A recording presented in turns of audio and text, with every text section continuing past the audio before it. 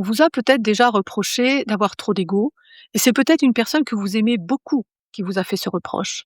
Alors que faire? Eh bien, je vais vous expliquer la meilleure manière, à mes yeux, de se distancier de l'ego et aussi ce que vous y gagnerez. La première chose à prendre en compte, c'est le fait que nous, les humains, nous sommes porteurs d'un ego, bien sûr, mais aussi de 4 exigences fondamentales de sens, de justice, de paix et d'amour qui font contrepoids à notre ego. Si bien que quand nous agissons sous l'influence de notre ego, eh bien, nous avons des comportements égoïstes ou empreints d'orgueil.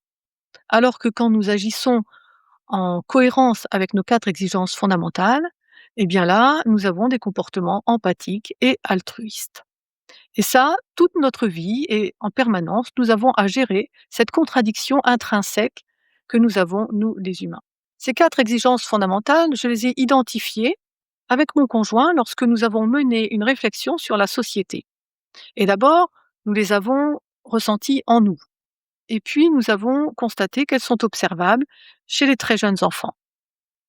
Dès qu'ils commencent à parler, ils posent des questions, de nombreuses questions, des questions très pertinentes, et en fait, ils cherchent à comprendre le sens de ce qui se passe autour d'eux.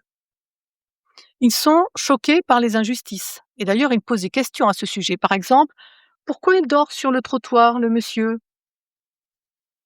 Ils aiment aussi les ambiances paisibles.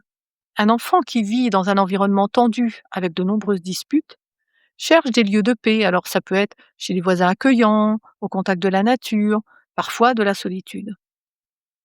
Quant à l'exigence d'amour, qui est à entendre au sens large de l'amour d'autrui qui fonde l'empathie, elle est mise en acte par les très jeunes enfants qui peuvent donner spontanément leur doudou à un enfant qui pleure. L'empathie est présente chez les humains d'emblée dès la naissance. Et dans les maternités, à l'époque où on faisait dormir les nourrissons dans une nurserie pour que les mamans se reposent après l'accouchement, eh bien le personnel savait que si un nourrisson pleurait, il fallait l'apaiser rapidement ou alors le sortir de la pièce avant que sa détresse se propage et fasse pleurer les autres. Donc vous voyez où je veux en venir. La meilleure façon de vous distancier de l'ego, c'est de vous mettre à l'écoute de vos 4 exigences fondamentales, de vous ancrer à elles. Ça veut dire que quand vous allez répondre à quelqu'un, par exemple, eh bien, vous allez prendre le temps de réfléchir.